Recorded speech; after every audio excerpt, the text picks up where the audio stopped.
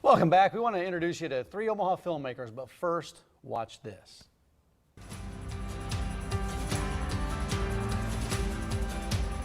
We are chasing a feeling. A dream of a ball flying through the air, up and up into the night sky.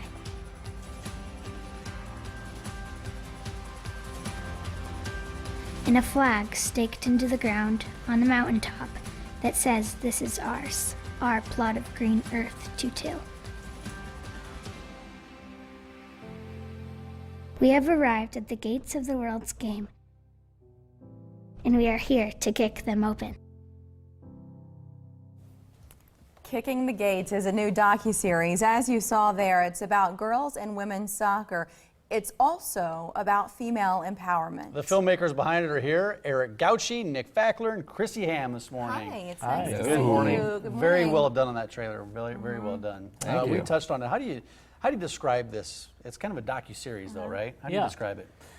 Well, it's a documentary series. I think it's what we used to call shows, and now I think it's called content. But it may live on TV, it may be streamed online, but we see it as a multi-part series. Probably we want to do a first season with 6 episodes. I love this. Where'd the idea come from? Who do you credit? Well, the idea has kind of been kicked around for a couple of years. Pun intended? Actually, unintended, but Okay, I'll you'll take it? I'll take it.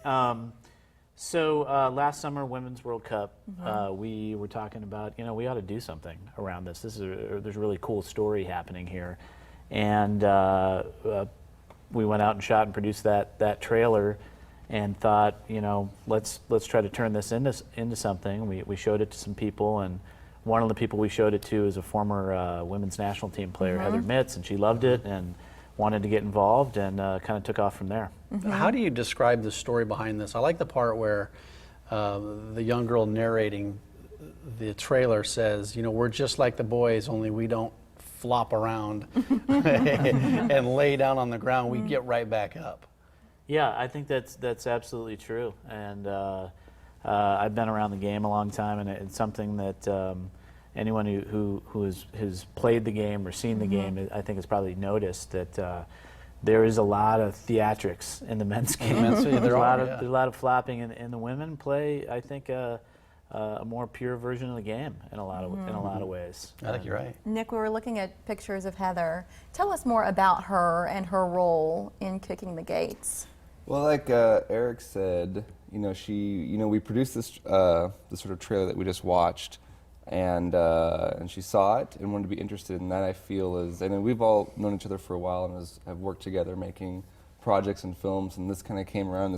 We enjoyed doing it together, but then once Heather Mitz got involved, it suddenly became a bigger deal, because we're like, oh wow, this is really going somewhere, and that's kind of when things started moving more quickly, and we realized that this could be something bigger than just a trailer. It could be, a series with that kind of a notoriety of a player being involved with it. Yeah, I guess, Krissy, why do you think this docu-series is important right now? Telling this type of a story is important right now in the day and age that we live in.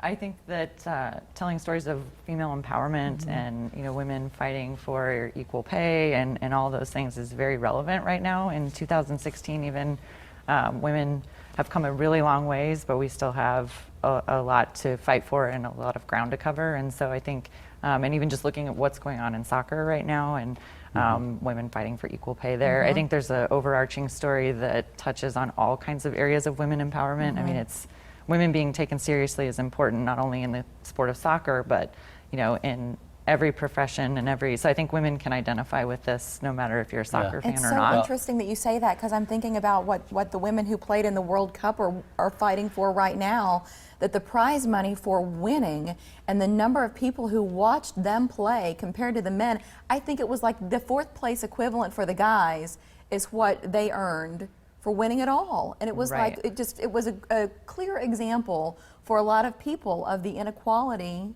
that exists still today. But it's not only for soccer fans or women, but dads. I've got 2 daughters, so I love seeing this story being told, and giving that type of energy to young girls. So who do you want to watch it? Right, when this series is ready to go, whether it's online or on air or wherever it goes, Eric? I mean, I think everybody. And your point's a good one. I have 2 daughters myself. I think if you don't have daughters who play the sport, guaranteed you know somebody who does. Maybe it's a niece, maybe it's a neighbor, maybe it's a friend. So it's something that most people can relate to. That there are a lot of girls out there playing the sport, and so I think anyone who can relate to it, we want to see it. The themes that Krissy touched on, some of those broader things, we think that's got a lot of appeal. That's something that a lot of people, I think, hopefully will connect with. The game is just a vehicle for the message. Yeah. The 3 of you live in Omaha now. Was it all shot in Omaha? Was it? I mean, is this an Omaha docu-series? This was all shot in Omaha. Our goal is to go explore stories around the world. So go shoot around the country, around the world.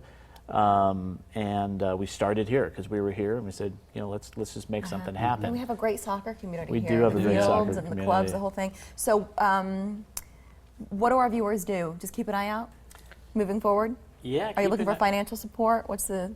All the above. Okay. Yeah. And I think you can just go to the website kickingthegates.com for more information. I think you can get started right there. And I see you have a Kickstarter page. We actually just concluded a Kickstarter campaign. It was successful. We're really happy about that. The community really rallied around it, which is awesome. Well, with the 3 of you involved, it's easy to support. And then having Heather's involvement too, lending that credibility to the project. We look forward to seeing where it goes. Thank you for joining us today. Thank you very much. Good luck Great on the to meet project. you. Appreciate it. Thanks a lot. Thank you. Today, National Junk Food Day, right? Sounds like a hey. good reason to indulge. What do you got, Mayor?